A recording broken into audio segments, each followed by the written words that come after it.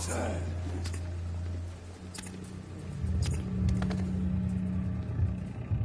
Rotten or pristine, each heart contains the seed of life.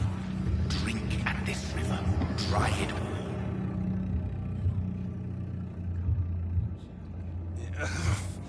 Oh, come on, you bastard. I won't bite. Sir, please. You've lost too much blood. Calm yourself. You think I didn't notice? Stop your staring and get me to an hospital, you arse!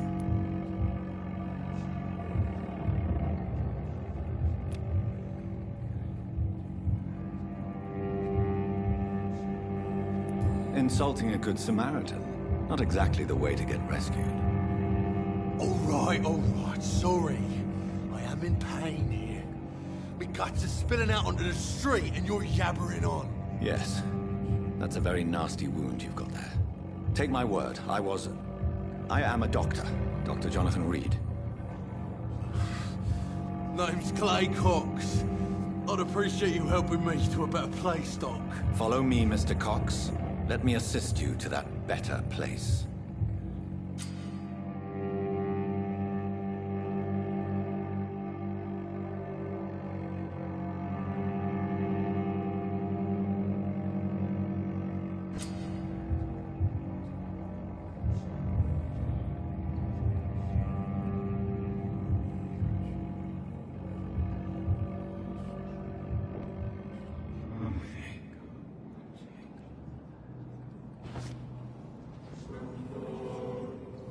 Bring this fading light into the shadows.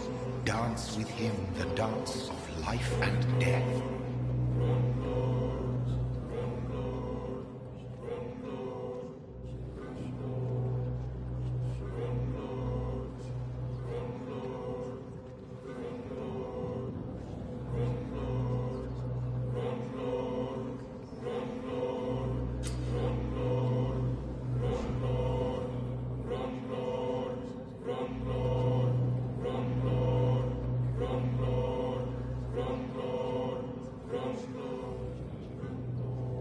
No more. Not tonight. Not like this. I will not take another life.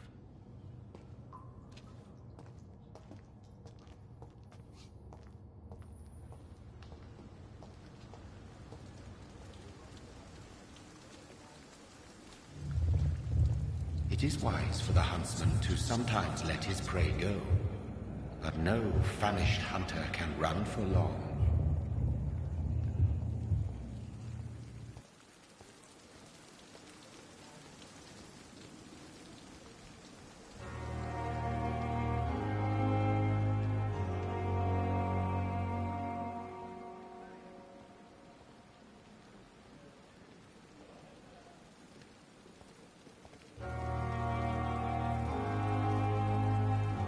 Doctor, where have you been? I've little time to play hide and seek with new staff members, no matter how illustrious they may be. I found a... Already making the rounds? That's the Pembroke spirit. I'll ask our porter, Milton, to bring him back immediately. Thank you, nurse. What can I do for you? Dr. Swansea insisted we provide you a quiet office. You'll find it on the second floor with your name on the door. Thank you. Nurse Crane, isn't it? Yes, Dorothy Crane. Welcome to Pembroke Hospital, Dr. Reed. Your office has been prepared. I would like to ask a few questions first. What kind of man is Dr. Swansea? Well, you accepted the job from him. I thought you would have known about your employer.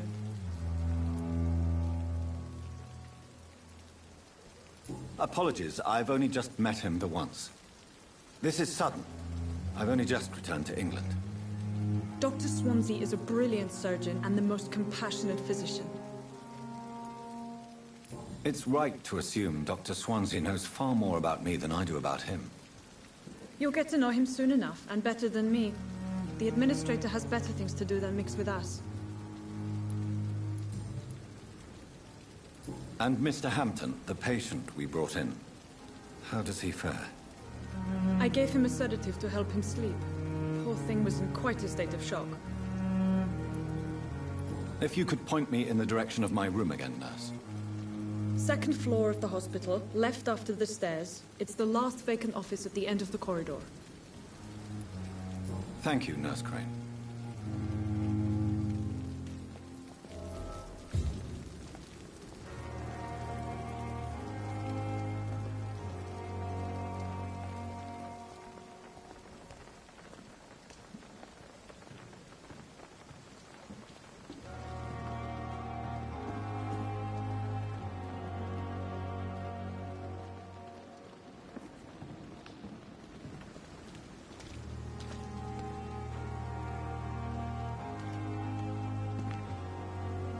Good evening, sir. I'm Dr. Jonathan Reed. I'm new here. I've already heard about you, Dr. Reed. I'm Milton Hooks, the ambulance driver for this shithole of a hospital. Keep my mind, Dr. Reed. Perk of the job. Don't judge me, and I won't judge you. I'm not sure I understand what you're talking about. Well, I'm no doctor, but I'm pretty sure a gun can't be used as a surgical instrument. You have a keen eye. I learned to shoot during the war, and have carried one ever since. Old habits die hard. No need to explain, Dr. Reed. And if you ever need a better gun, remember, I may have something for you. I'd like to see your goods. Wise choice, Dr. Reed. A reliable gun is what everybody needs these days.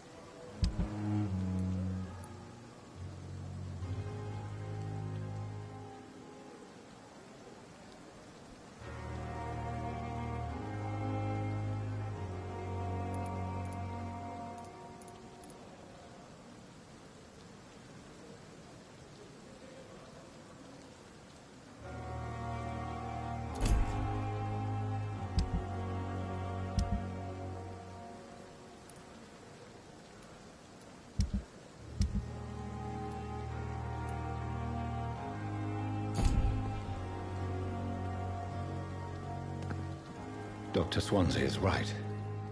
This place seems perfect to conduct my research.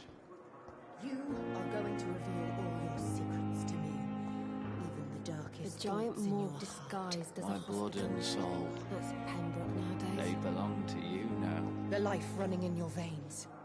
This dead flesh needs it. Oh, please spare me, Dark Queen.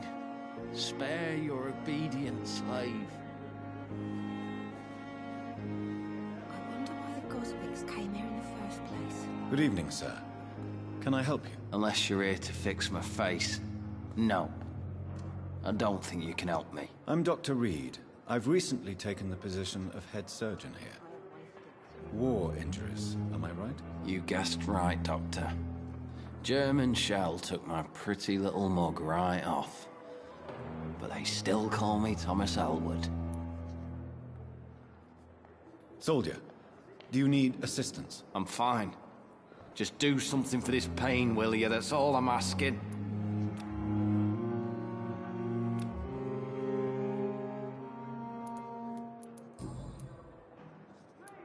How is your stay with us, Mr. Elwood? Oh, it's bliss.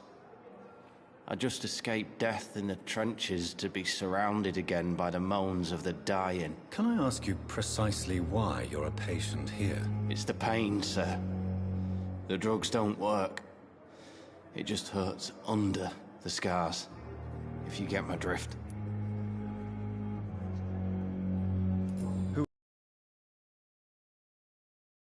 Your case. Nobody since the old and tired doctor spoke to me. Started to think I was forgotten about. Wouldn't blame you. You don't seem worried by that. My face hurts so much more when I smile or cry. I've learned it's easier not to speak. But be assured I'm smiling inside. Can I do anything for your pain? Nurses gave me a bunch of pills. No effect. Told you. It's like the flames are under my skin, burning away.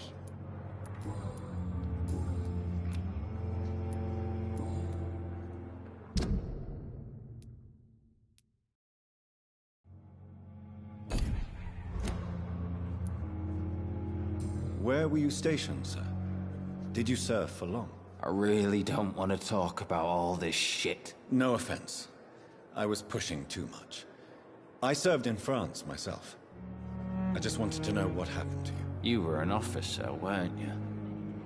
Then I doubt we fought the same war, sir. No offense. Goodbye for now, Mr. Elwood.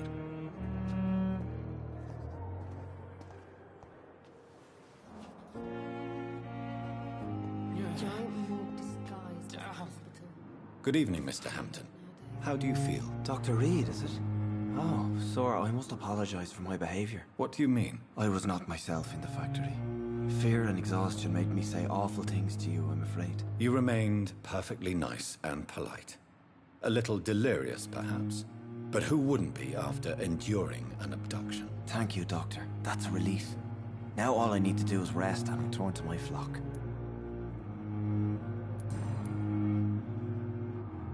How did you end up in William Bishop's den? I had received alarming news about his recent behavior. I went to his place and he refused to let me go. You dared to enter this awful place alone. You're a hero, Mr. Hampton. Or a fool. I'm just a man trying to help his friends, Dr. Reed. William Bishop was a conflicted soul, searching for light. Why did he abduct you? William was an alcoholic. His addiction suddenly changed to blood. I don't know why. Just like a patient I met here. This Miss Hawcroft.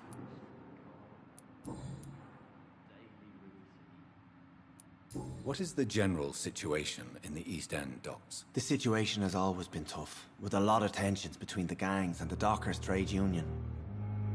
The wet boot boys are very nervous since they lost their leader.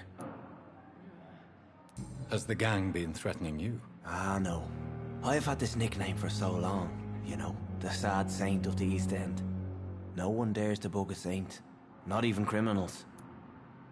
Who leads the gang now? Since Clay Cox went missing, it's his wife Edwina who runs the show, with the assistance of her minion, Booth Digby.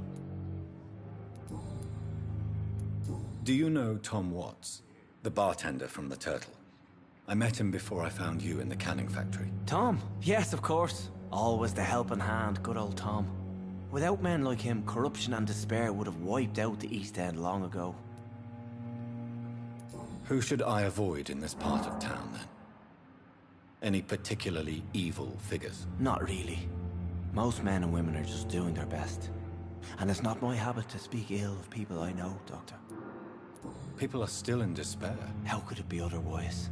The authorities have left us all to rot in this contagious nightmare. No drugs, no advice, nothing. It's a damn shame.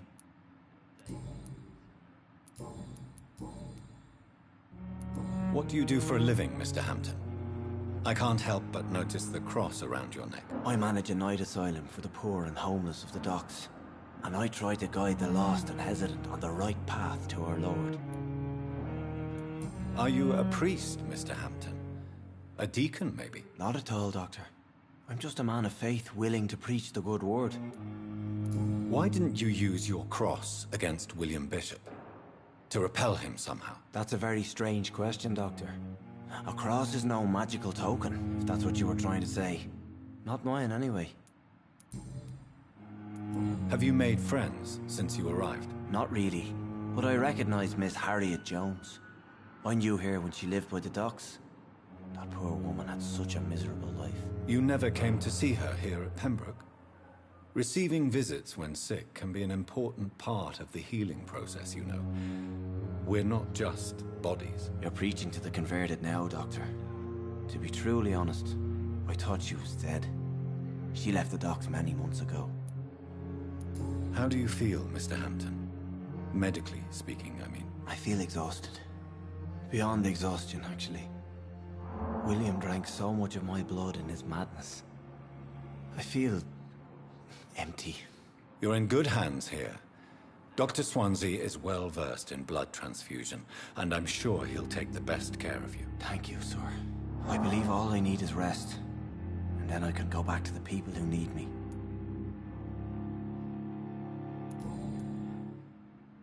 Goodbye, Mr. Hampton. We'll talk again later. I cannot enter.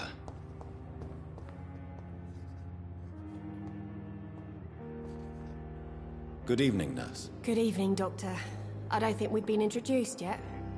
My name is Pippa Hawkins. And I'm Dr. Jonathan Reed. Dr. Swansea has recently offered me a position in this hospital. Well, it's a euphemism that your help will be appreciated, Doctor.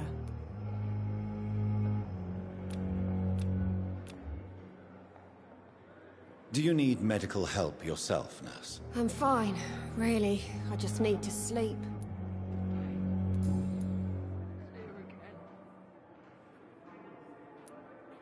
How is the Pembroke staff coping with the epidemic? Well, not well.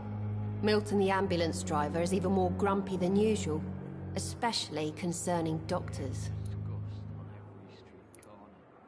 Why is Milton grumpy on a daily basis? Is it just an act? Milton's not the kind of man who's bothered about a bad reputation, whether he deserved it or not. Why does Milton dislike doctors? I don't know. Just ask him. But be warned, Milton is not the chatty type. How would you describe the situation at the Pembroke Hospital? It's serious. The flu is wreaking havoc amongst the staff and patients. We are running out of everything. You must get a hold of yourself, nurse. Sorry, I'm exhausted. No one has any idea when this epidemic will be over. How long have you been a nurse? Well, long enough to see that the epidemic is winning. And no matter how qualified you are, don't tell me you'll change that. You're right. When dealing with such a terrible disease, one must remain humble. But that doesn't mean we shouldn't try our best. Sorry, Doctor. I don't want to sound bitter, but I'm just too tired to give a pep talk like Nurse Brannigan.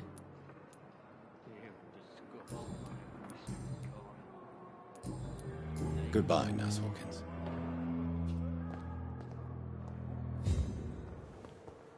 A giant morgue disguised as a hospital.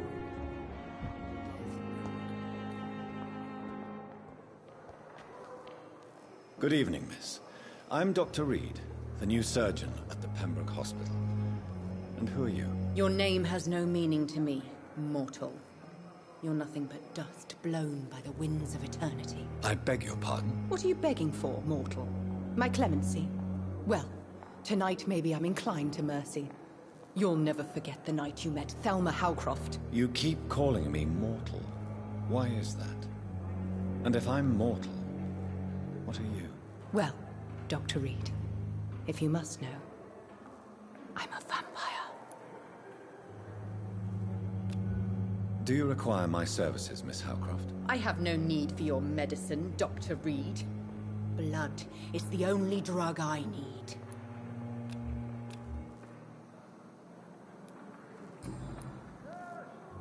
And why do you believe you're a vampire? I don't need to believe anything. It is what I am.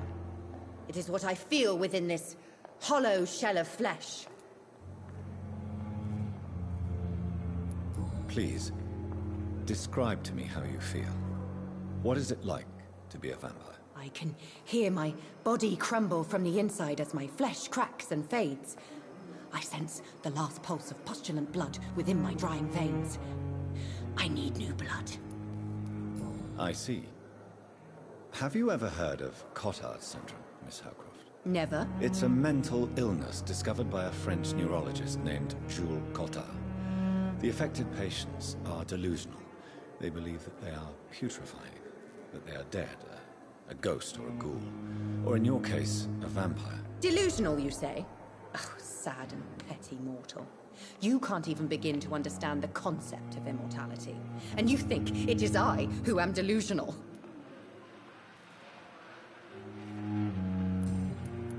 I'm assuming you must be a patient here. Am I right, Miss Howcroft? It's only a cover. To hide from my enemies. I can leave whenever I want. As a woman, a spirit, fog, or bat. Who are these enemies you mentioned? Can you describe them? I cannot say for sure. But I sense their eyes on me from nearby. I feel them watching me every time I visit the garden near the morgue. The staff here are not your enemy. They're here to help you, to care for you. I'm not speaking of the doctors in white. I'm speaking of the men and women who hunt me, for I am a vampire. I see. Don't worry. These people will not find you here. I'll personally make sure they leave you alone. Thank you, mortal, but do not interfere with them, for you are no match for those that hunt me.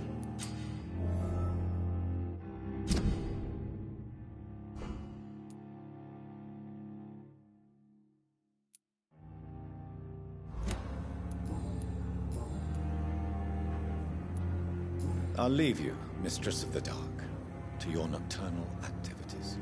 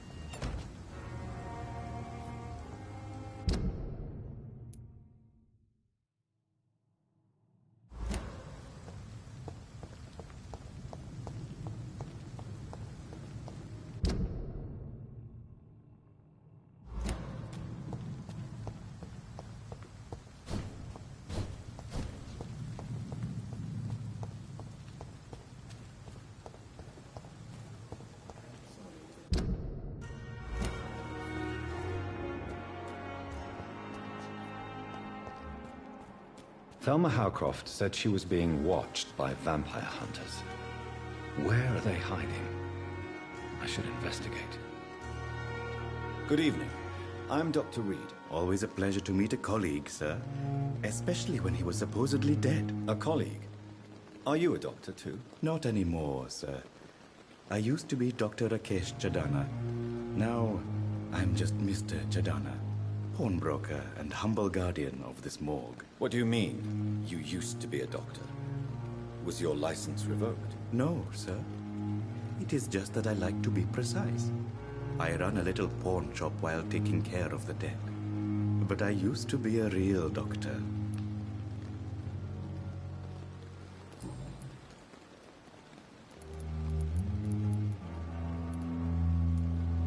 Are you afraid or uneasy being surrounded by so many corpses? Why should I?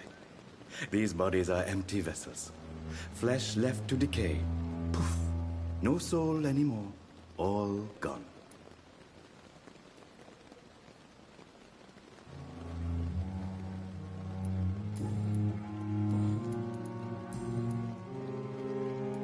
A pawnbroker?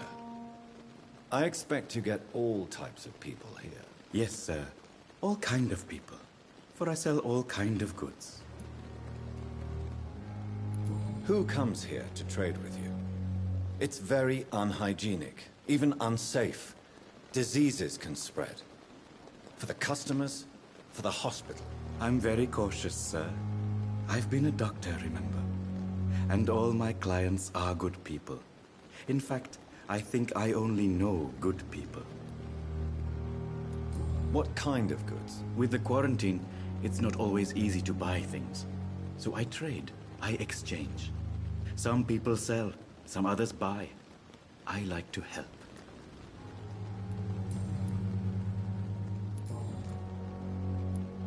Please show me what you have to sell. Of course. It's just trinkets and curios, really. But I'm sure they can be useful.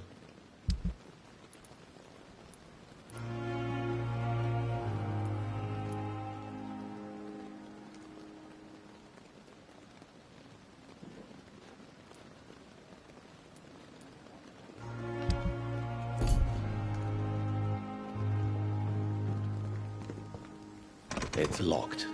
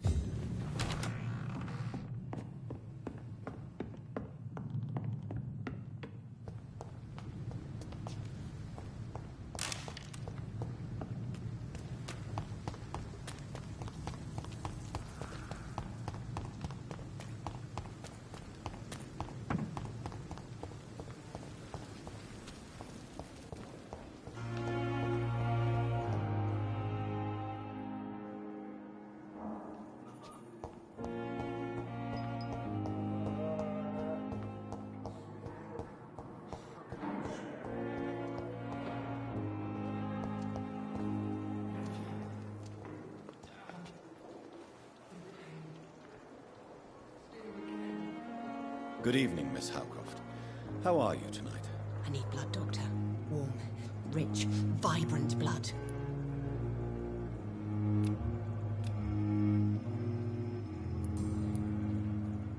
Tell me, Thelma, what do you really know about vampires? I saw one and he saw me. I watched him hunt and kill. I saw his terrible wounds heal as his victim died. And then I knew I was saved. You mean you actually saw a vampire? Here in London? Yes. And it has been the answer to my pain. I must drink and kill to regenerate my decaying body. I am a vampire too.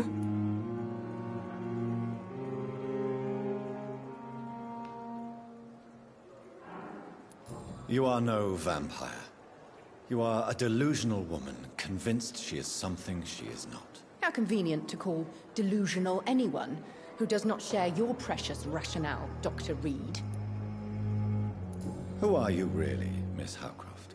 I mean, apart from being a vampire. Is that not enough for you, puny mortal? What do you require? Proof of my powers? I'm curious to know who you were before becoming a vampire. It was such a long time ago, I don't remember.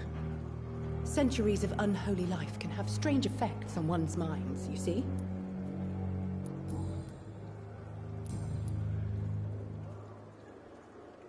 And why do you believe you're a vampire? I don't need to believe...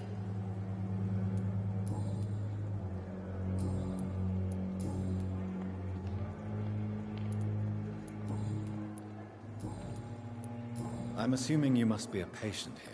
It's only a cover...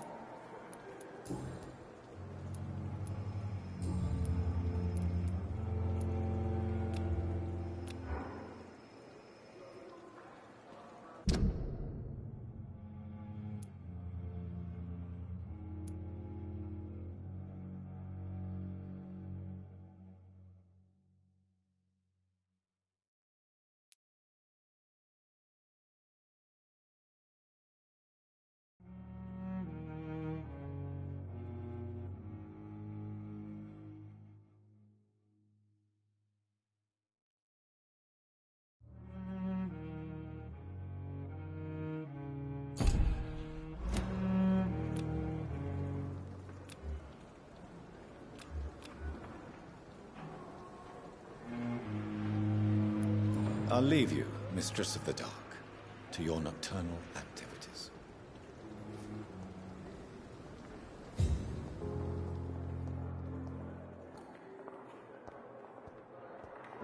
Fear and disgust on every street corner.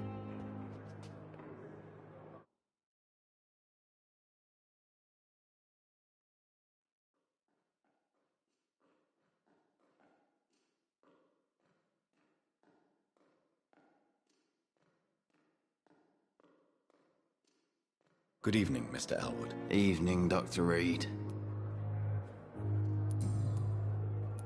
How close are you to Miss Hallcroft? Are you aware that she thinks she is a vampire?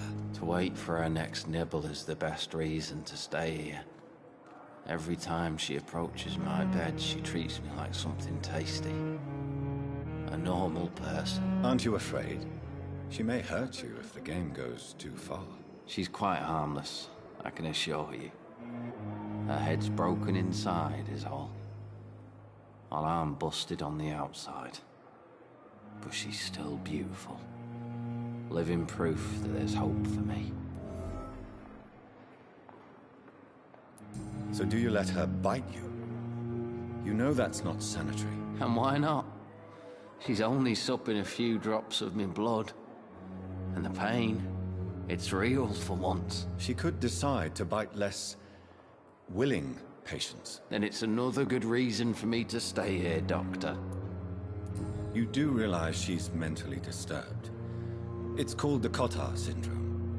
She truly believes she's a vampire. In her madness, she never refers to my scars. And frankly, if I could, I'd join her world. It seems much more fun than the real one.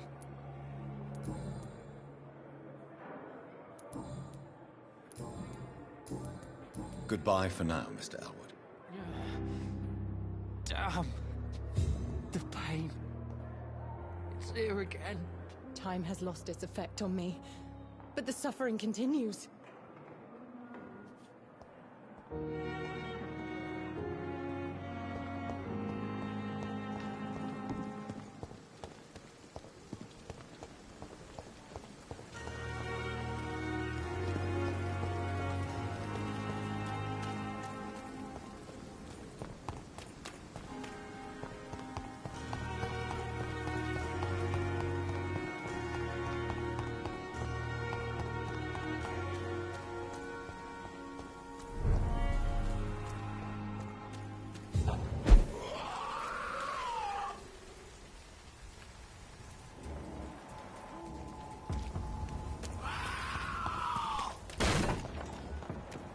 This one's mine!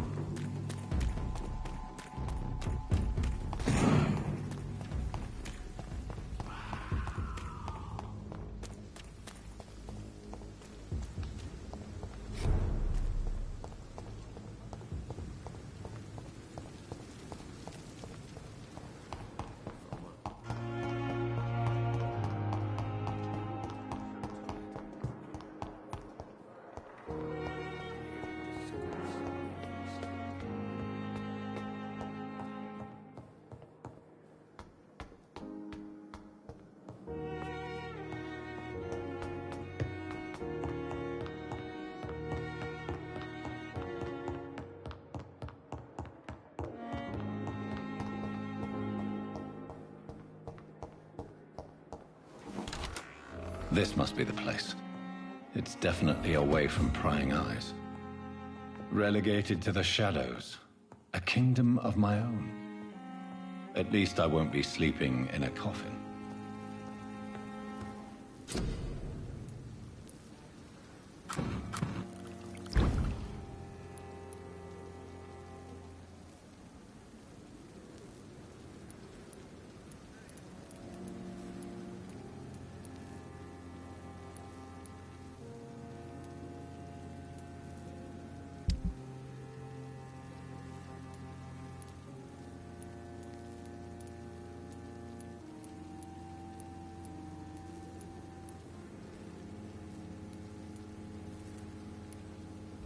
William Bishop's blood is much more unstable than human blood and shows that...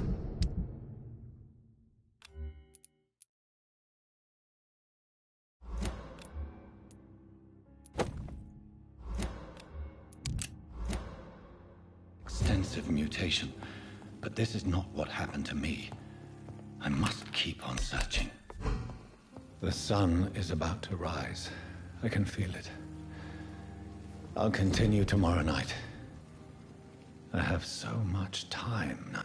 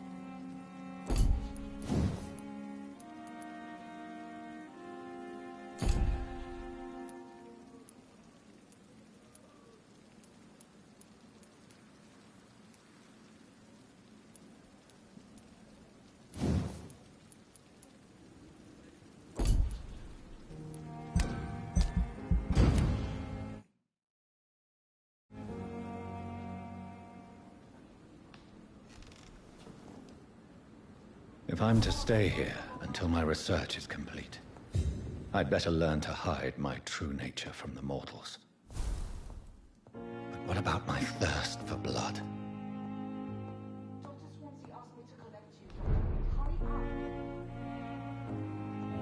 The flower's dying. It needs water.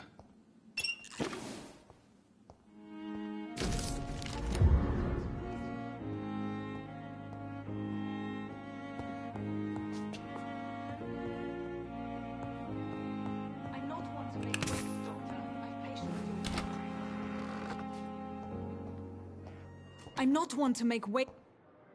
Yes, Nurse Crane? How can I help you? I'm so sorry. I know Dr. Swansea wanted you to rest, but we have somewhat of a crisis. A crisis, you say? Our supply of antiseptics is nearly depleted. I was hoping there was another box up here, but...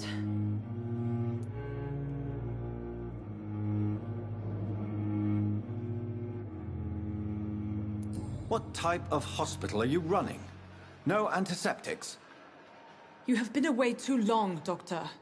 With the war and now this epidemic, supplies have been running scarce for months now. I may have a solution. In France, during the war, drugs shortage was a daily problem, and we had to use our wits to overcome the shortages. However do you mean? If combined correctly, certain household chemical products can be used in a pinch instead. Now, where's the hospital storeroom?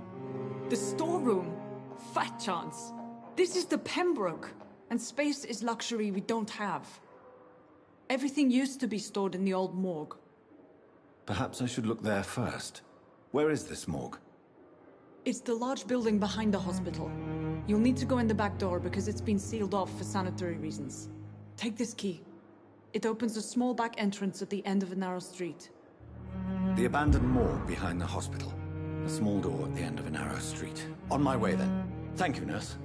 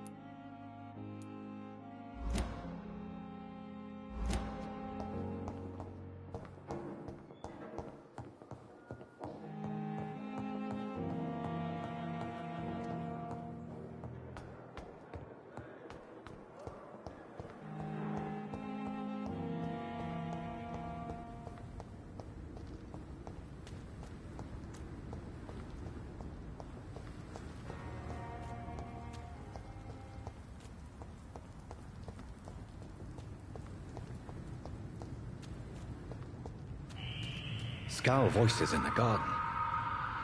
I should investigate. If they were to find somebody...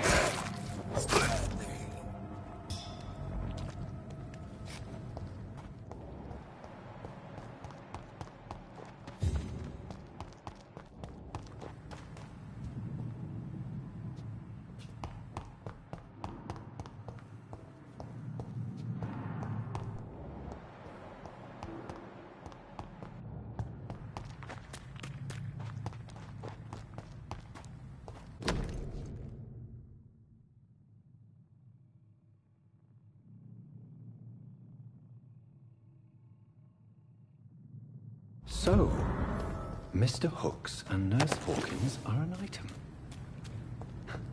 Those two have hidden their affections well.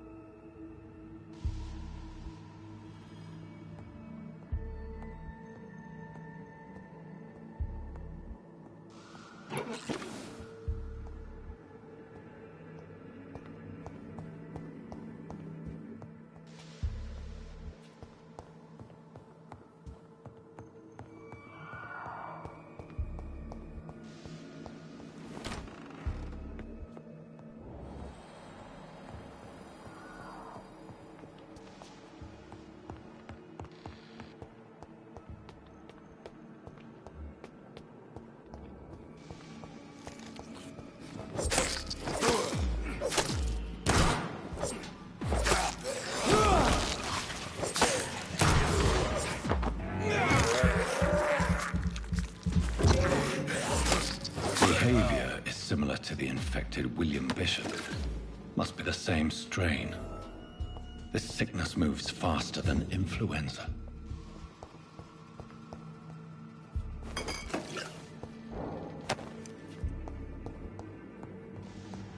This key will surely grant me access to the basement.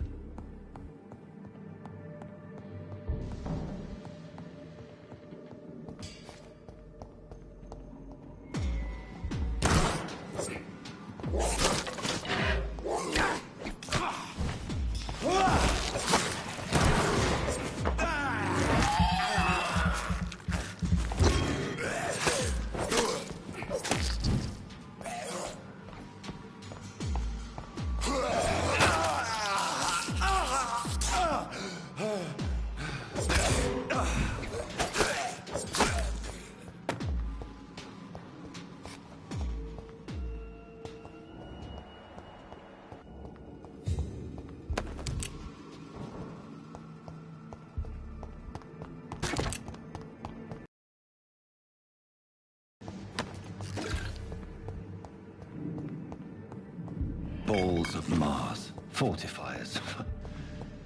As popular as they are ineffective. But they do contain iron tartrate, and that might prove itself useful.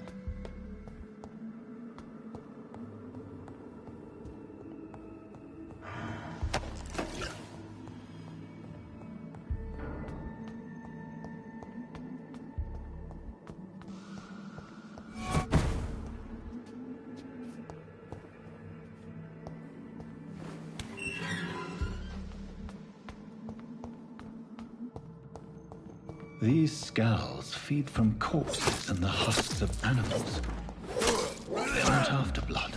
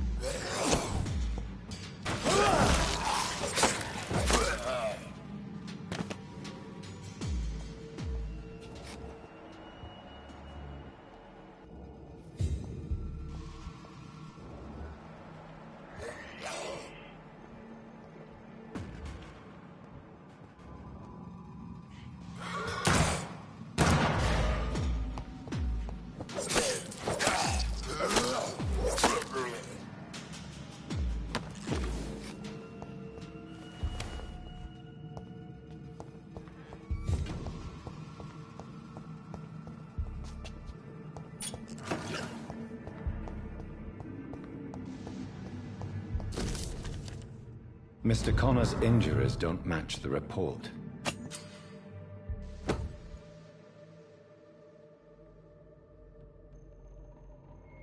I'd better look into it.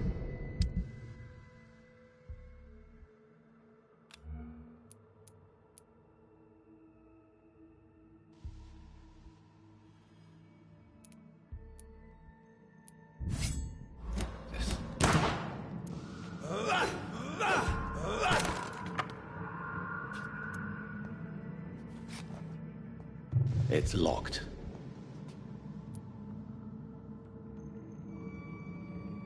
Traces of a pinkish foam at the corner of the lips. Some sort of drug overdose, perhaps? Multiple abrasions and scarring on the arms and legs. Old and distinctive injuries of a sailor or a fisherman. The chest was originally opened to perform the operation. The sutures are clean, but the chest has been reopened.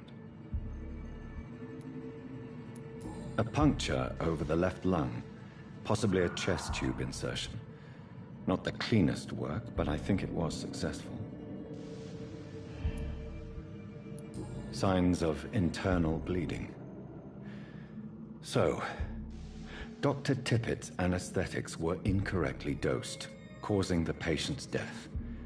And then, he tried to operate on him again. Tippett has made an egregious error. It's time we talked.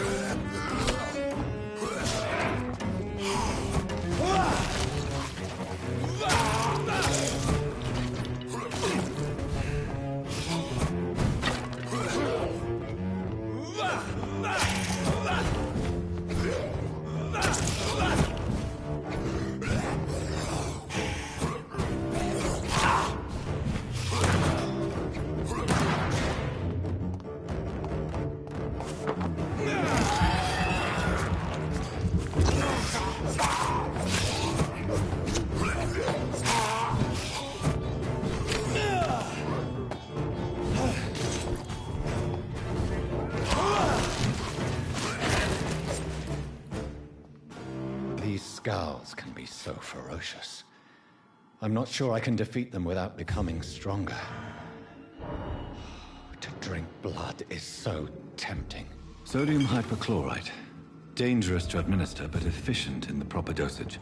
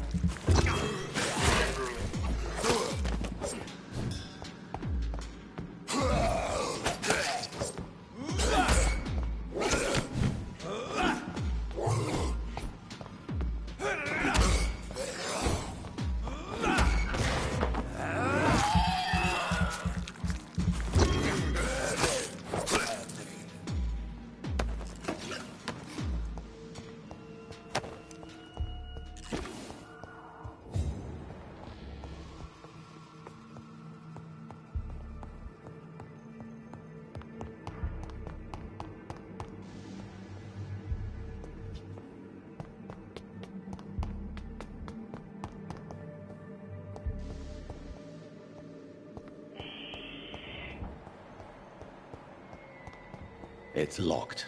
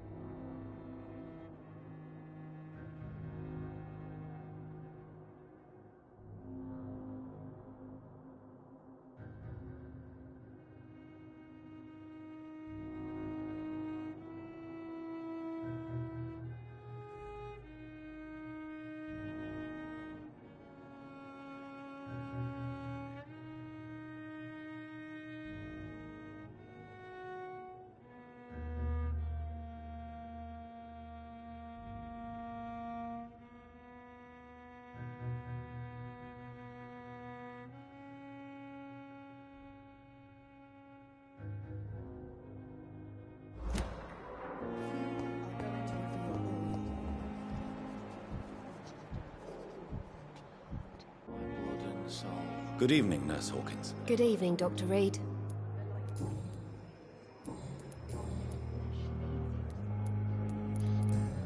Goodbye, Nurse Hawkins.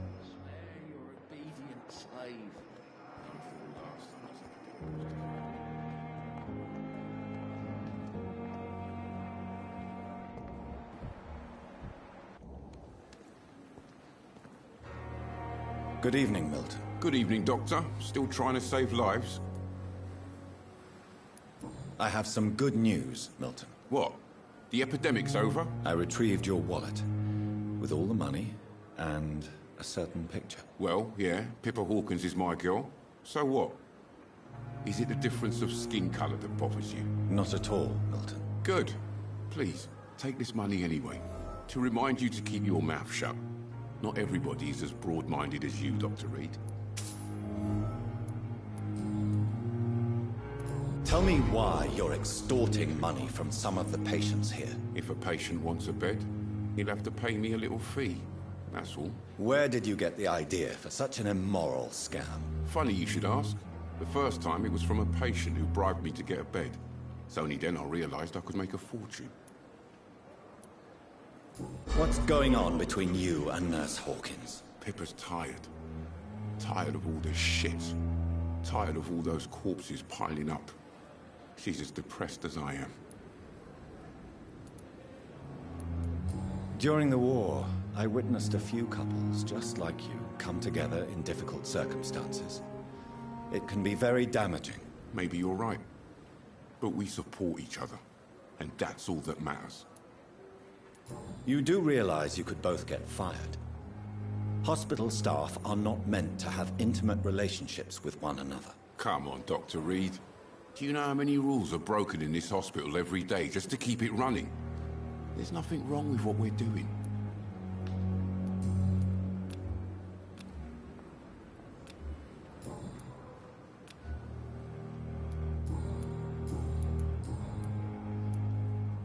Why do you have such a mediocre reputation among your colleagues, Milton? Fuck them. Nobody knows the horrors I've seen since working here. This city was sick long before the epidemic, Dr. Reed. I know it's a difficult task, but correct me if I'm wrong. Is this not the job you are paid to do? I've seen babies left to die while their brothers were properly fed. Underage girls and boys sold to all manner of perverts. I'm sorry, I don't know what to say. Yeah, exactly. We lack words. So excuse me if I don't look on the bright side of life. Are you really smuggling weapons through the hospital? And why not? I've already been attacked by patients, you know. And by gang members willing to steal my money. But you're not defending yourself. You're selling guns to civilians. You keep people alive your own way, Doctor. I offer them another way to protect their health.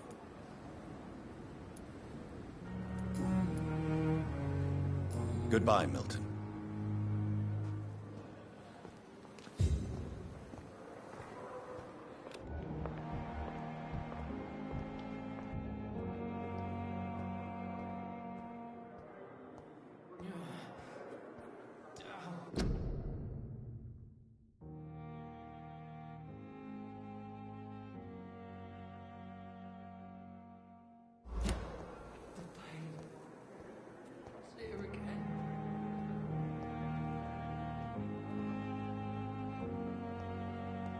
It's locked.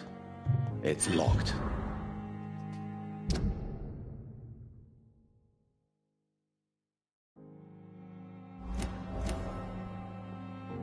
Good evening, Nurse Hawkins. Good evening, Dr. Reed. Pepper, are you sure you want to leave this hospital? To become a nurse was a little girl's dream. But in the end, I don't feel that useful. I want more. I want to make things change. But you're doing something important here.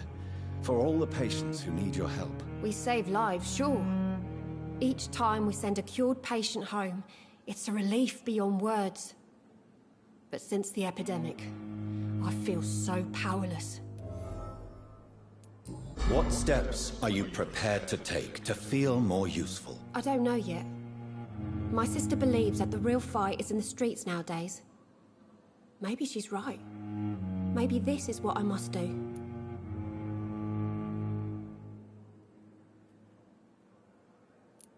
And what about Milton Hooks? Does he share your point of view? For Milton, any change means more comfort and more peace. I disagree. If you feel that saving lives is not useful enough, perhaps it means that you've lost faith. On the contrary, my faith has never been stronger. Maybe we are all just too proud to face up to the fact that science cannot compete with God.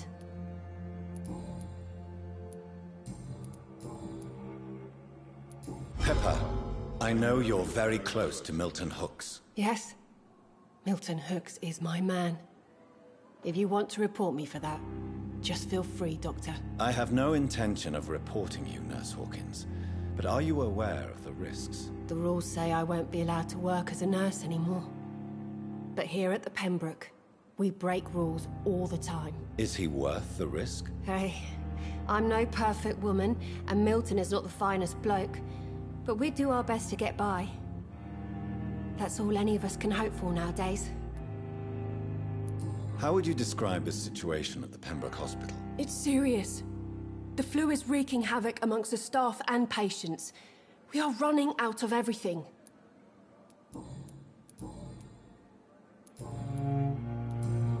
Goodbye, Nurse Hawkins.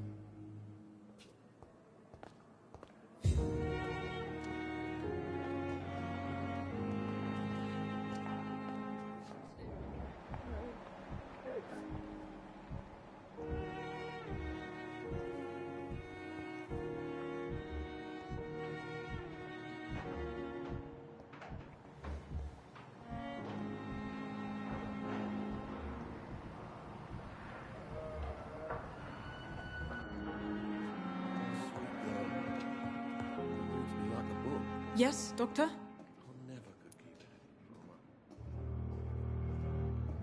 Why then do you always work the nights? Don't you ever sleep? At the Pembroke, we're always hands on deck.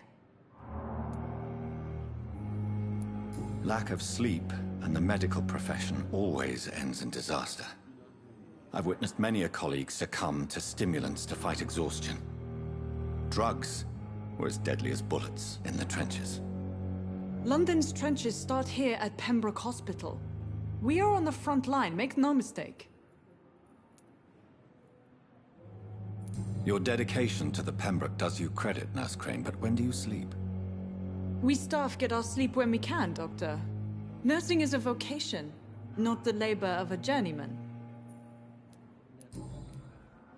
That's all for now, Nurse Crane, thank you. Yes, Doctor? Exactly how bad is the supply situation here at Pembroke? It really depends. Dr. Swansea deftly works his society contacts for monies, but with the quarantine, well, we're in God's hands. That's all for now, Nurse Crane, thank you.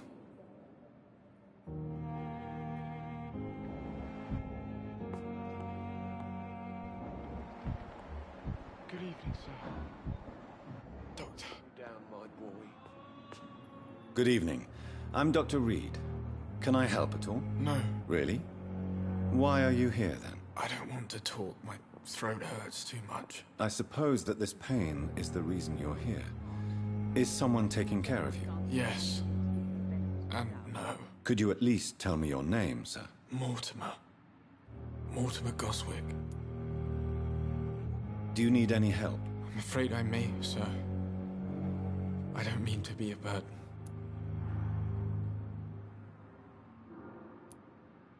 I will see you later.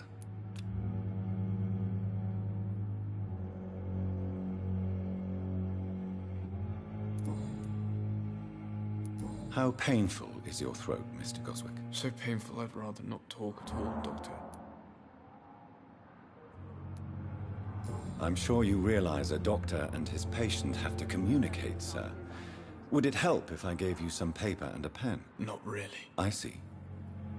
Then maybe it's not just your throat that hurts, Mr. Goswick.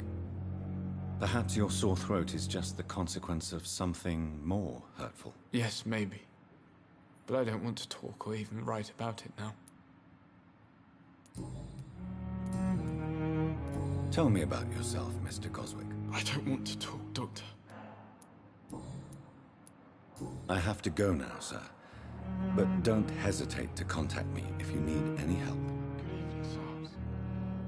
Doctor. Good evening, madam. Can I help you? It's my son who needs you, sir. I'm Dr. Jonathan Reed. How can I help your son? I'm Beatrice Goswick, mother of Mortimer Goswick. Could you check on him, please, Dr. Reed? I've heard much of your talents as a physician.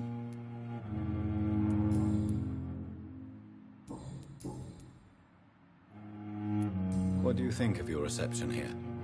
Any complaints? I have had the uttermost reservations about this hospital since we arrived. But we had no other choice, considering the state of emergency. Is there something in particular that's bothering you? Some of the staff were not especially welcoming. I suspect they're not accustomed to dealing with patients of such social standing.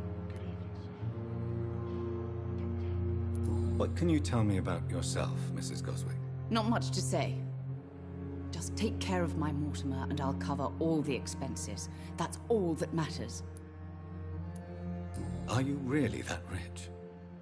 Most of the patients here are of a more humble origin, if I may say so. Yes.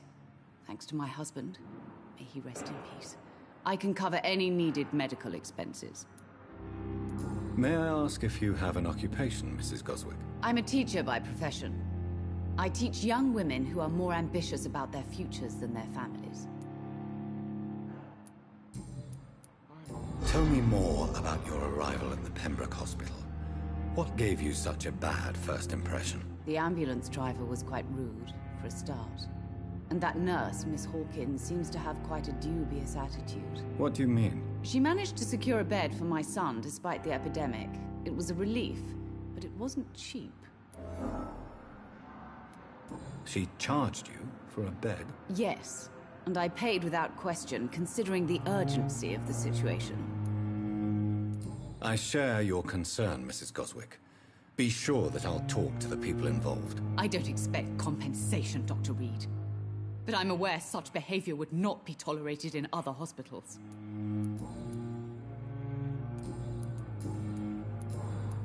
Goodbye, Mrs. Goswick.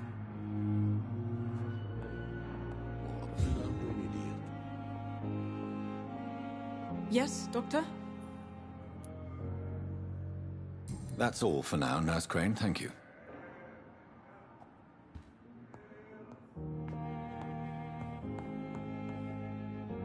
Good evening, sir.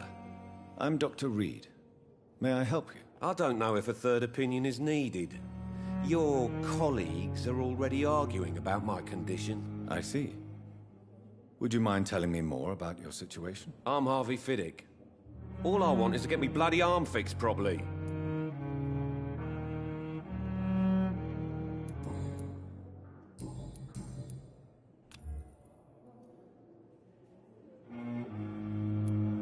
Tell me about the doctors who are arguing about your case. Strickland and Ackroyd. They both want the best for me, but there's a lot of pride there. Doctors are no different from carpenters, it seems. What do you mean? I often had professional arguments with rivals on a building site. Difference is, I disagreed about wooden nails, not flesh and bones. Are you satisfied with your treatment here? Well, it's clear that I've chosen a bad time to be injured. Forgive my bluntness, but you seem overwhelmed by cases of the flu. I won't lie to you about it. I'm afraid we are. Are you sure you don't want to operate yourself, Dr. Reed? I have the feeling you're very capable. And your colleagues seem to think so too. In other circumstances, you would be right. But for now, I don't think I can take on the responsibility. My apologies. Tell me about yourself, Mr. Fiddick. I'm just a regular guy waiting to get his arm fixed, so I can return to work and to my family. I was more curious about what you were doing before being hospitalized. I'm a carpenter, and a good one too. But that means I need both arms to feed my family, Dr. Reed. Is there anything else that's bothering you? Can I help in any way? I'm all right. Considering the state of this place, I should consider myself lucky, I guess. Goodbye for now, Mr. Fiddick. I'll see you later. You always knew the words to calm the children, Helen. As for me... With you at our side, Dr. Reed, I know that Pembroke will prevail and survive this... Good evening, sir. I'm Dr. Reed. I believe we're going to be colleagues. Reed? Yes, I've been informed about your arrival. I'm Waverly Ackroyd. Welcome aboard, I suppose. Does my arrival inconvenience you in some way, Dr. Ackroyd? Let us just say that I don't particularly share Dr. Swans's enthusiasm for hiring you. What we need here are reliable professionals, not overrated dabblers.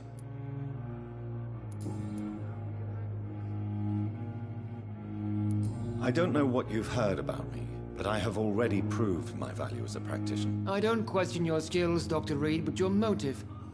Is it money, fame, or are you truly dedicated? And what exactly is that supposed to mean? I served in the war just like you. But unlike you, I did not use the wounded to play the modern sorcerer. Be careful what you insinuate, Dr. Ackroyd. I only want you to admit you used those men to improve your theories.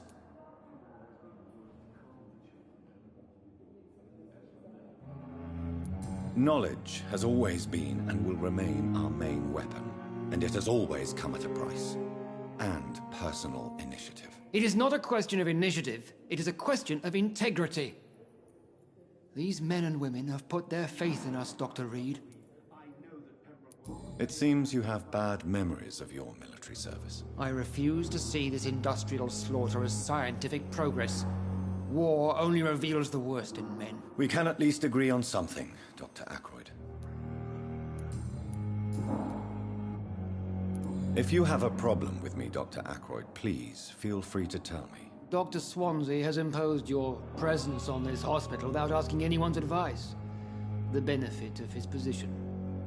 But I don't agree with it. I know we've never met before, but I believe this hospital could use all the help it can get. You will agree with that, I'm sure. Oh, but I have heard about you, Dr. Reed. Of course, you can't say the same about me, since I have not wasted my time courting the press.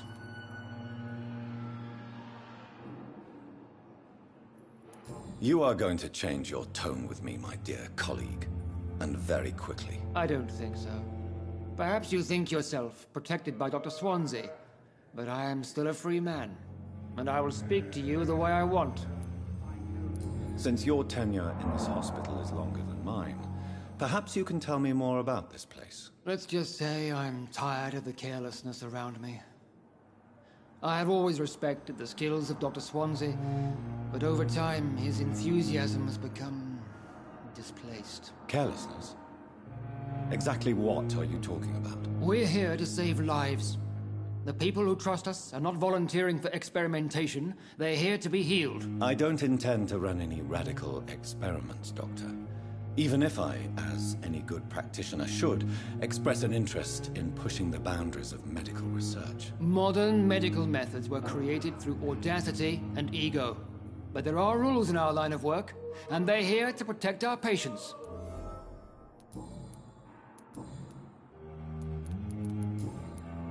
Thank you for your time. We'll talk later. Come now, we can handle this. Good evening, Doctor. I believe we're going to be working together. Dr. Reed. Dr. Swansea informed us of your arrival, but I could not dare to believe we'd have such good fortune. Such an honor, sir. Thank you. And you are? I am Thoreau Strickland, Dr. Thoreau Strickland. I'm a great admirer of your work, Dr. Reed.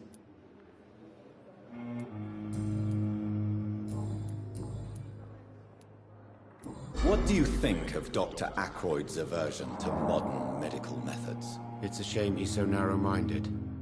Dr. Swansea taught me that science is about exploring uncharted territory. I'm convinced that's true. With the influenza and all that's going on, you should put your differences aside, don't you think? Why is it so difficult to work together? I believe that if Dr. Ackroyd had been the one to discover the transfusion process, he would be the first to recommend its use. So you believe it's just a question of jealousy and pride? Dr. Ackroyd is as proud as he is blinded by his obsolete concept of medical science. Please, could you tell me something about yourself? I'm a great admirer of your work concerning blood transfusion, Dr. Reed. I run my own experiments. I'm convinced it's the future. I based my technique on my mentor's research. He helped me perfect my method.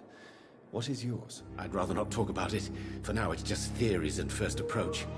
My process is purely experimental and unsuccessful. As long as you're cautious and methodical, you may remain empty-handed, but you won't fail.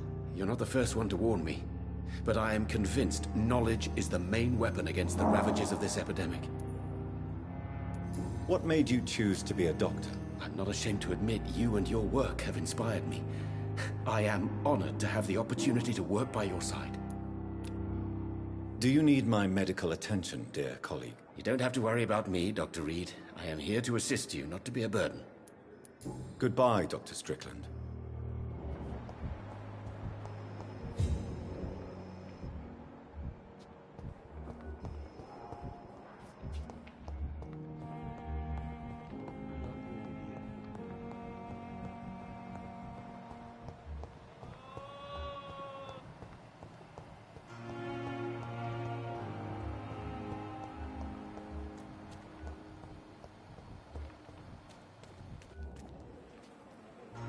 Good evening, nurse.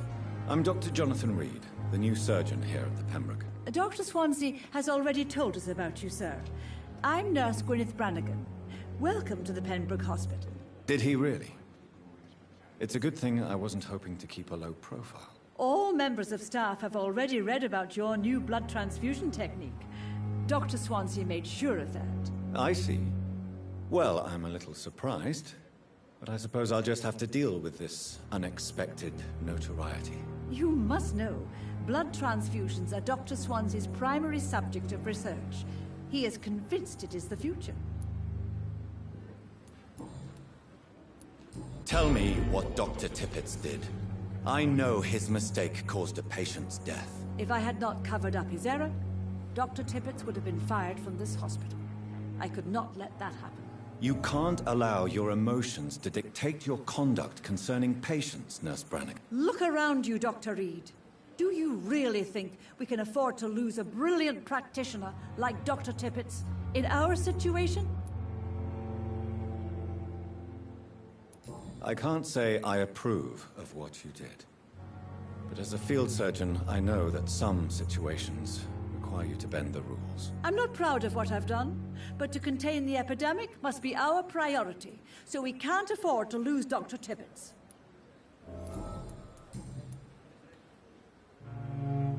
How are things here? Not good, to say the least. We're struggling against an invisible enemy, more lethal than any bullet from a gun. It's hard, Doctor. Goodbye, nurse. Call me if you need assistance. Good evening, Nurse Brannigan. Good evening, Doctor. I'm not familiar with all the staff yet. Perhaps you could help me. Brilliant professionals, most of them. Dr. Swansea has a gift for recruiting talent. Most of them. Is there a problem I should know about, nurse? It would be inappropriate for me to speak ill of a colleague. Is there anyone that stands out? Well, I have never met someone as dedicated as Dr. Tippett. He should be a standard for us all here. If only he were younger. Why should his age be a problem? I guess it's fair to say he's always pushing himself to the limits. He just doesn't know when to stop and get some rest. Nurse Brannigan, if you do know something, please tell me. Anything you say will be held in confidence. No. I may disagree with some conduct, but in the end, everybody is doing their best. Goodbye, nurse. Call me if you need assistance.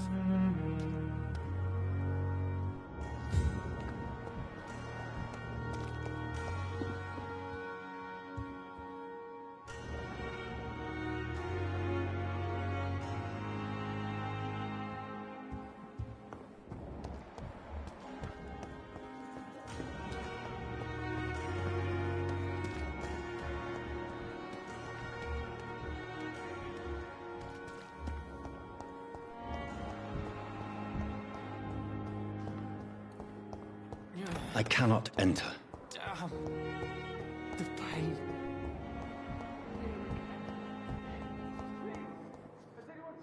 Good evening, Nurse Hawkins. Good evening, Dr. Reed.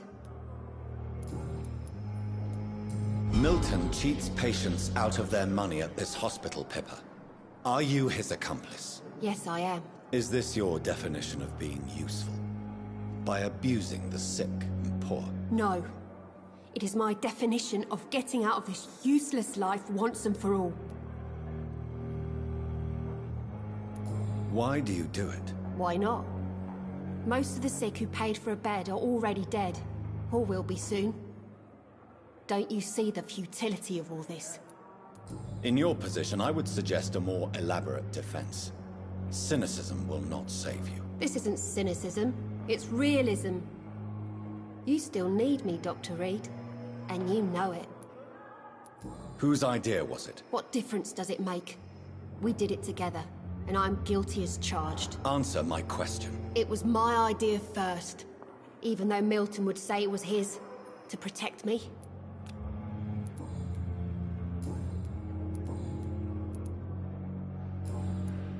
Goodbye, Nurse Hawkins.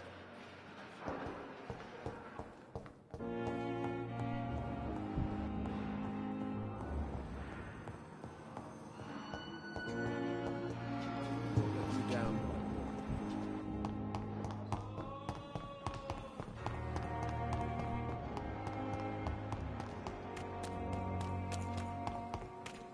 The Pembroke is so... Good evening, sir. So it is true. The famous Dr. Reed has joined us. I can't think of any better news during these terrible times. Do we know each other? Actually, yes. We met once before, at the Rockefeller University in New York. Dr. Tippett, yes, I remember.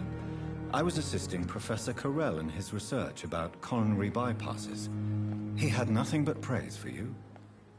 He was also very confident about your future. And look at you now. Eminent surgeon and blood transfusion specialist.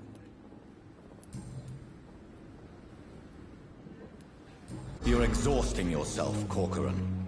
Maybe you should think about preserving your strength. No. We must keep on healing all those poor souls. We are the last rampart before chaos. Once more, unto the breach.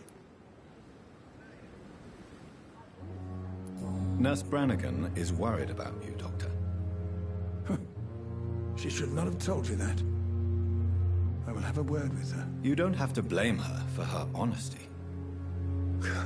I'm not that kind of man, my dear Jonathan.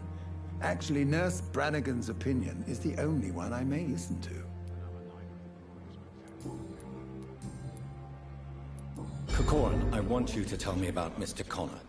How did he die? What happened? He was my patient. He died because of my mistake. That's the blunt truth. What was the nature of the mistake? It was a twofold error. My diagnosis was wrong, and the administered dosage was too strong. Why not stop practicing? Are you mad? I killed that man, I admit it, and it won't happen again. I have saved so many lives since then. Who was this patient? I don't know. Some sick man from the docks, maybe a fisherman. I had no time to talk with him. No one claimed a body.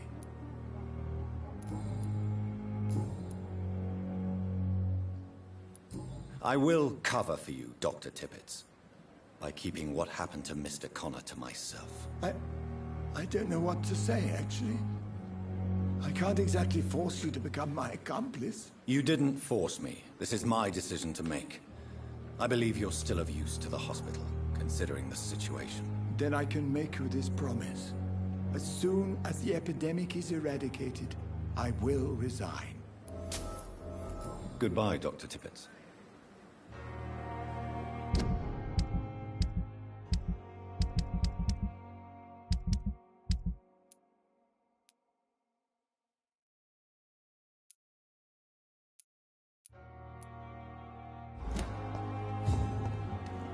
At least that mistress of the dark has stopped following me.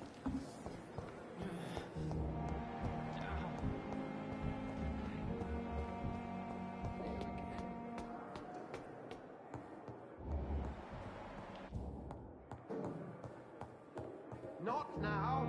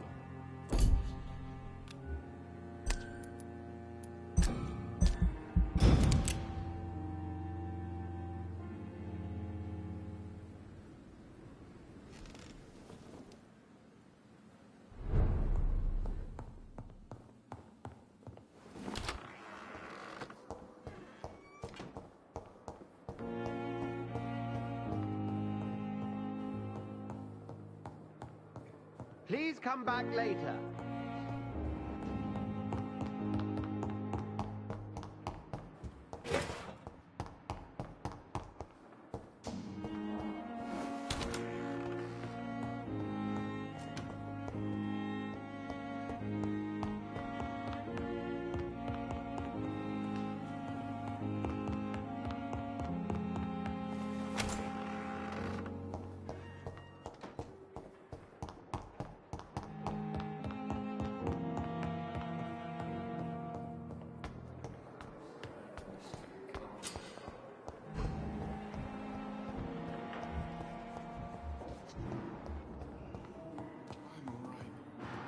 Waste your time with me.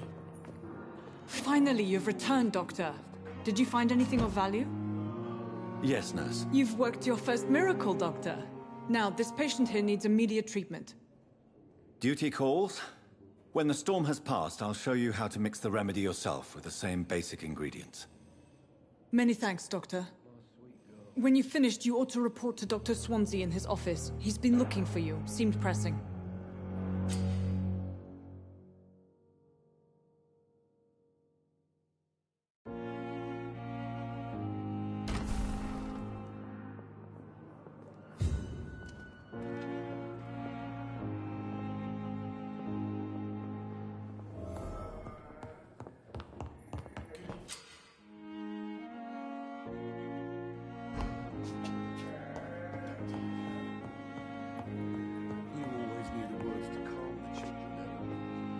Good evening, Mr. Goswick. How are you? I'm okay. Do you need any help? I'm afraid I may, sir.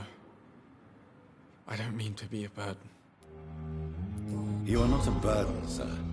Healing you is my responsibility. And you have my gratitude for that. Don't waste your time with me. You always knew the words to calm the children, Ellen. As for me...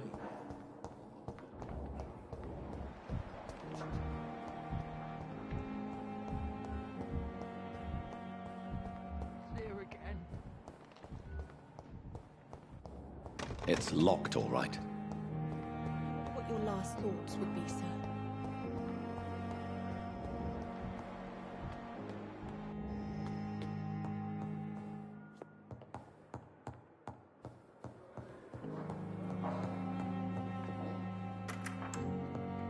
Please, Jonathan, come in. Fascinating, is it not? In the last decade, so many mysteries have been brought to light with our microscopes. The human body, biology's penultimate frontier. The more we explore its boundaries, the less we're able to trace a clear line between life and death. You, my friend, have a foot in both countries. The view must be vertiginous. It's at least as vertiginous as chatting about vampires with you, I would say. This must be all so new to you. This area of town, the hospital, a brand new life. How stimulating it must be. I wish I could share your enthusiasm, Dr. Swansea. But my condition defies scientific categorization. Undead? Unalive? Immortality defies logic. I cannot express my thrill at this serendipitous turn of events. The world's most eminent specialist in blood transfusions, a vampire. One might say a gift from heaven.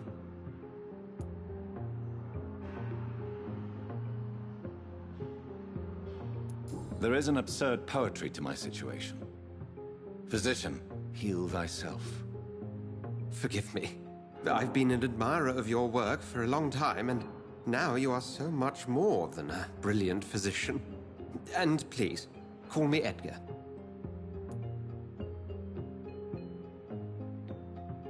Thank you.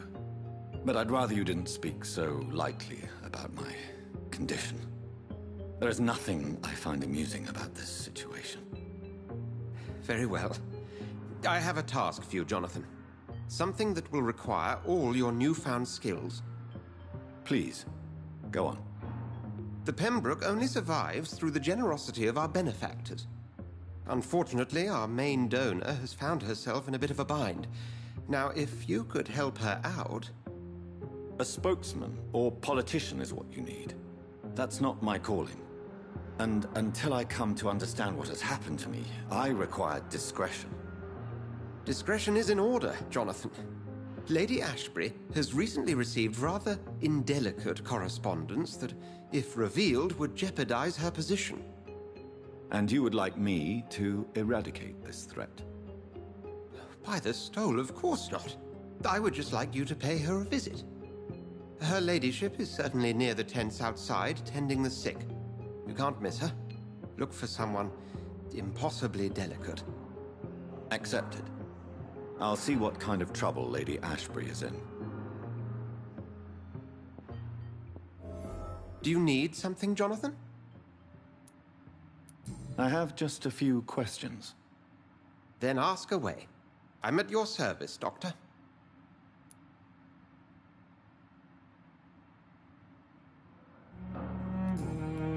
We'll see each other again soon, Edgar.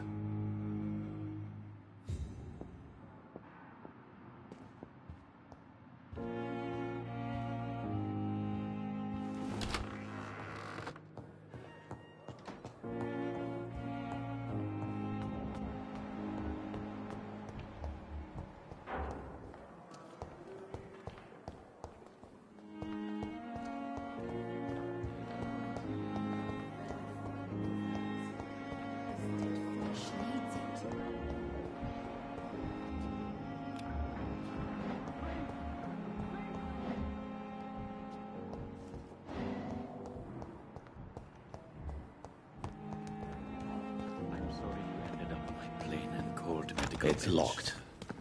I understand you must be very angry about this unfair situation. I managed to arrange to have you buried in the same mass grave as your wife. I hope that might help.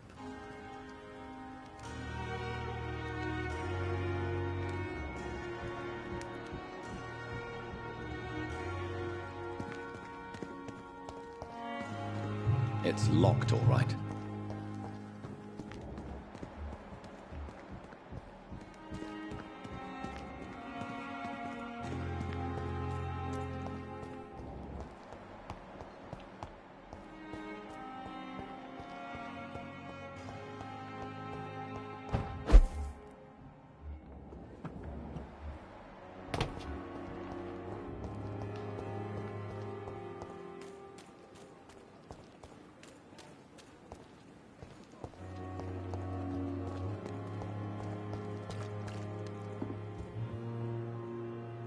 The flu took my dear wife, Emily.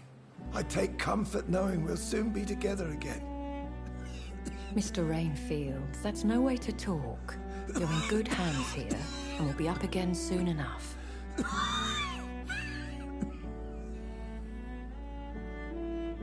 Now do me a kindness and get some sleep. I'll be back round later. Your words are kind, the blessings of an angel. You're the sweet, sweet Lady of Mercy.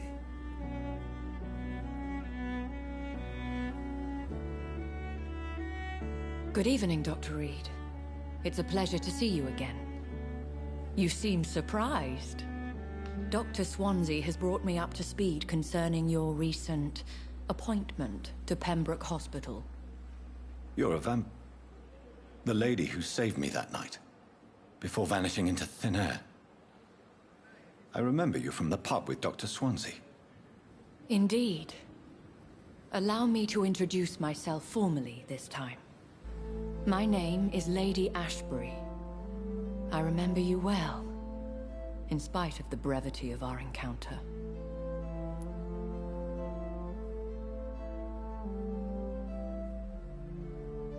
So it seems our Dr. Swansea does indeed have a fascination for creatures of our constitution. Dr. Swansea is a remarkable man. Dedicated, one might say, obstinate? He spent years compiling our bestiary. I hope you're more disposed to answer my questions now. You must have countless questions, but our rather urgent matter first. Swansea has explained. My cover, if you prefer, has been compromised.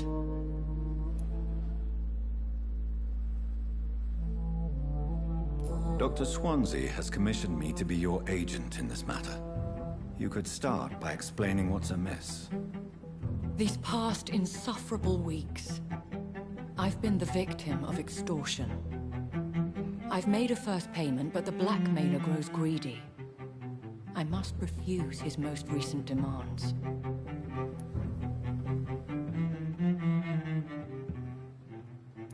Please continue. Every detail is essential. I'm your man. My embarrassment in this matter is eclipsed only by my shame at having put the hospital at risk. The threat from our anonymous scoundrel is clear. A list of dates. My visits coinciding with the dates of suspicious patient deaths due to massive blood loss.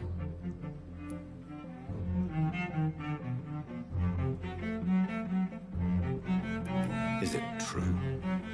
Now aren't you the blunt one?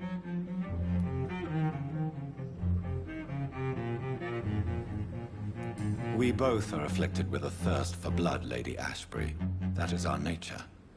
By vocation, we also have reason to visit the hospital.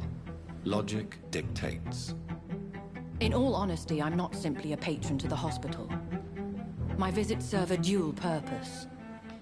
Dr. Swansea has been treating my condition with a revolutionary technique of blood transfusion. It seems you are a specialist in the domain. I'll take care of it. Do you know where I should start? If that was the case, I'd settle the matter myself. You could talk to our local gossip, Harriet Jones.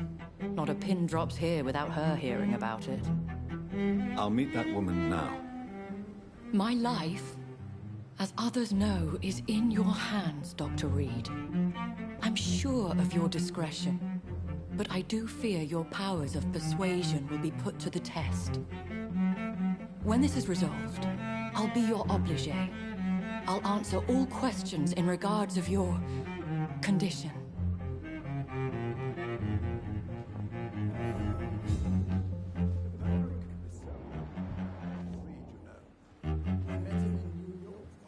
If only there were more of us, with less resignation and more determination. I know I can count on you. I wish I could say the same for the others. You look exhausted. You're pushing yourself too hard. You don't have to bear the burdens of this hospital alone.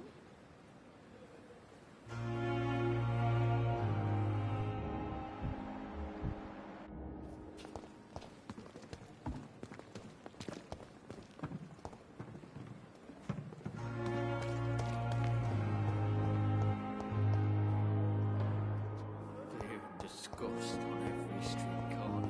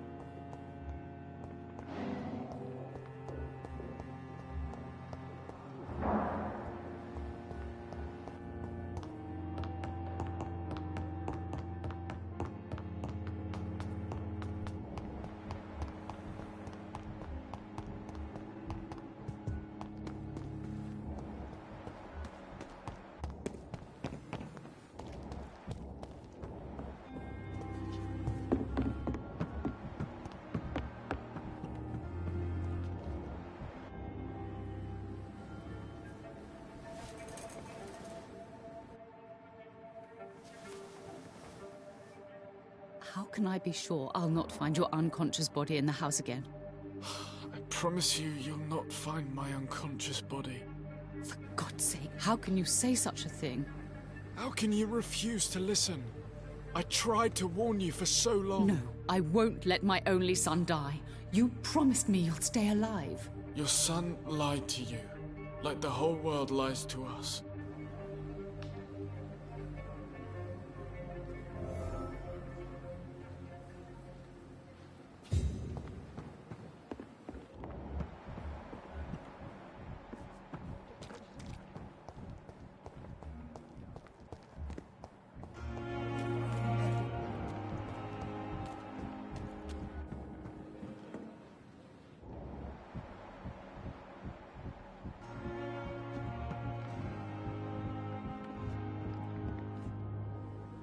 Good evening, Dr. Tippett.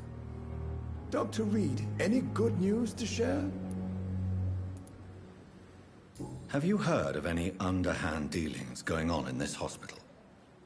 I have no time for such triviality, my dear colleague. We're here to save lives.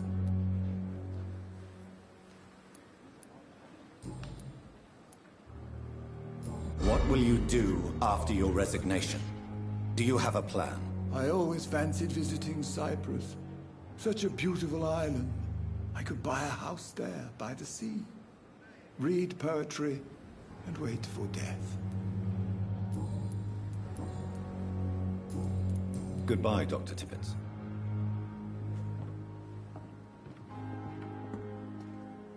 Good evening, Nurse Brannigan. Good evening, Doctor.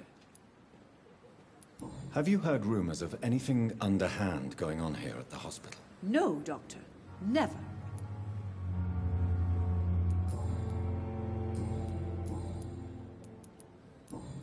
Goodbye, nurse. Call me if you need assistance.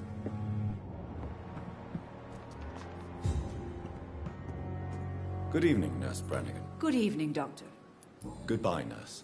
Call me if you need...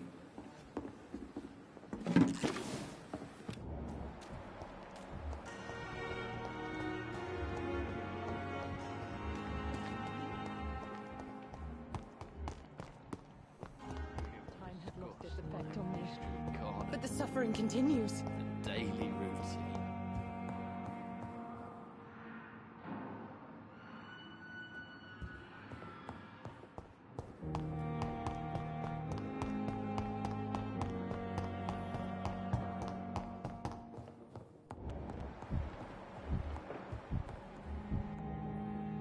Good evening, Mr. Goswick. How are you? I'm okay. Have you heard rumors about blackmail in this hospital? No. Admit it, Mortimer. Your mother had you hospitalized here because you tried to kill yourself. Yes, it's true. All right, then.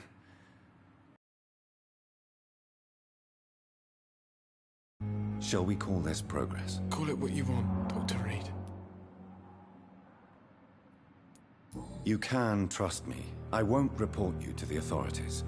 My one and only concern is your health. I guess I should thank you, then. Can I help you in any way, Mr. Goswick? I wrote a letter for my mother. She was supposed to read it after my death. But I suppose she doesn't have to read it now. I see. And is this letter still near the place where you tried to take your own life? Yes. And I don't want anyone reading my last words. I mean, I'm still here. If you bring me back that letter, then perhaps we'll talk.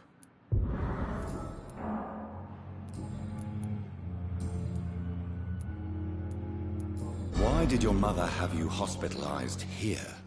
She seems convinced this is a bad hospital. My mother just wants the best for me. She won't rest while I'm here. She'd go all the way to hell and back to help me. Why did your mother... Is your mother bothering you? As your doctor, I can ask her to leave you alone if you would prefer. That's tempting, Doctor. But you have no idea what my mother is capable of. She would tie herself to my bed if you asked her to leave. Pembroke Hospital may look unorthodox, But rest assured, you're in good hands here. It's not me you have to convince, Dr. Reed. It's my mother.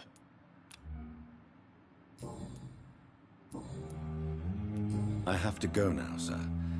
But don't hesitate to contact me if you need any help. Good evening, sir. Doctor.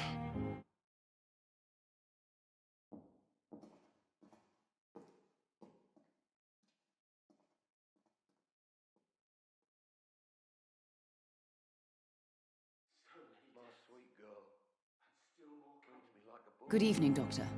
How is my son doing? Your son wished to die, Beatrice. Why did you hide such crucial information? Are you not aware suicide is a crime? Mortimer could be thrown in jail. I can't let that happen. I won't. I understand you fear the legal consequences, Mrs. Goswick. But don't you realize your silence significantly affects your son's case? All my son needs is help and comprehension. Not judgment and punishment for what he may or may not have done.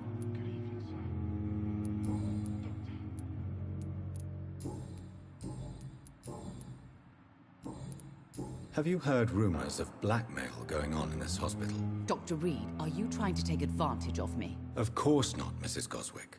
I'm just curious. Well, go be curious somewhere else, please. Goodbye, Mrs. Goswick.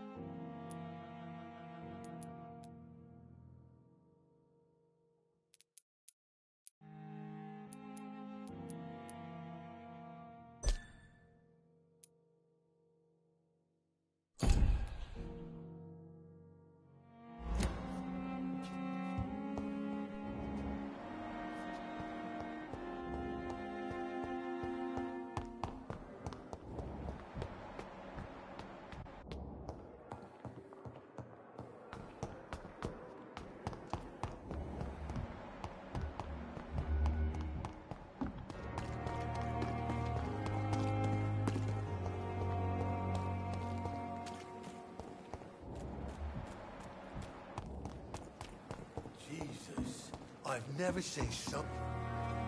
Good evening, Mr. Cox. Dr. Reed. Still working at night, I see. I like that. And why is that? People who don't sleep at night always seem more alive to me. More interesting, one way or another. You're lucky to be alive, Mr. Cox. I hope you're starting to take better care of yourself. This place is full of sickness and decay. How could I get better in such a dump? Consider yourself lucky that I'm treating all of my patients equally. But don't push your luck. Don't play the innocent with me. I'm sure you have good reasons to act this way. And also weaknesses that can be exploited.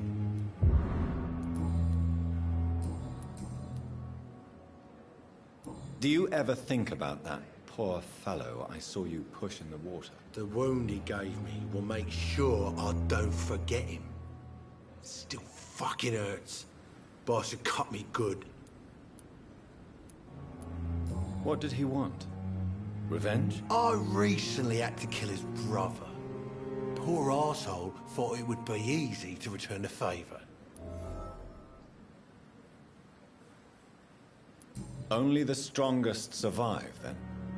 Survival at all costs. Is that all you think about? I'm the toughest bastard you'll ever meet, Dr. Reed. And I don't give a fuck what you think of me. That man was determined to murder you. You almost died. What a surprise. The first time I met him, he nearly shit himself. Fucking coward. I guess revenge gives you balls. How is your hospitalization going, Mr. Cox? This is a shitty place with shitty staff. As long as I'm treated all right, I'll be fine.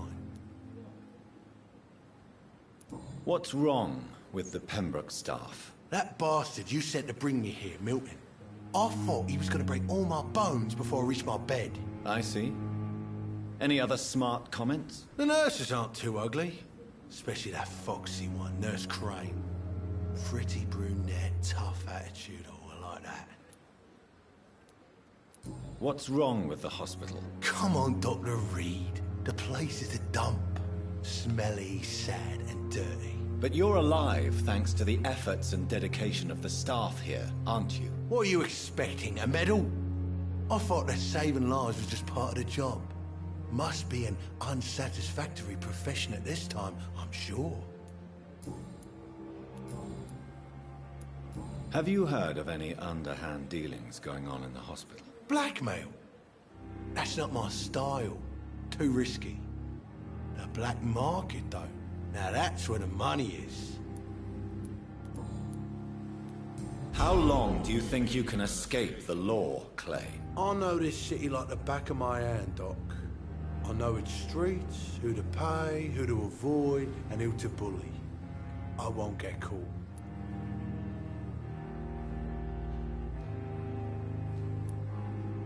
We can't escape the consequences of our actions. The past catches up with us in the end. I ain't afraid of death. I don't hide who I am.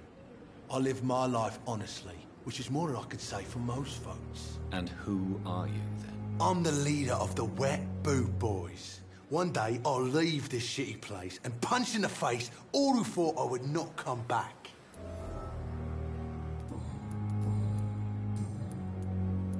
I'll leave you for now, Mr. Cox.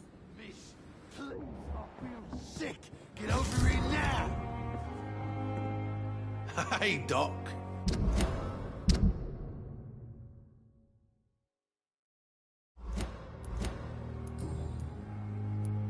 What can you tell me about your marriage, Clay? Marriage is the sweetest cage, they say. Well, I found myself locked in one with a wild animal. You mean your wife keeps you on your toes? No, I mean, we both have claws and we both love to bite. Am I right to assume your wife's letter pissed you off, Clay? I was so mad, I threw away the knife she got me when we got married. Your wife gave you a knife as a wedding present. That knife has always been my lucky charm. If I'd had it in my hand when I got stabbed on that pier, I'd not have been wounded.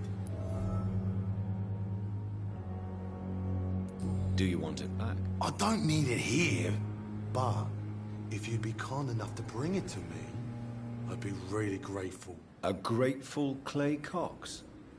I might just find your knife and bring it back to you to see that happen. I can give you directions, but I'd be surprised if you managed to find it. My hideout isn't meant to be found easily. A lucky charm? I never would have taken you as the superstitious type. We all have our flaws, Doc. Mine's to have my weapon of choice for when the really dirty business comes around. I'll leave you for now, Mr. Cox. Jesus, I've never seen so many people dying at the same time.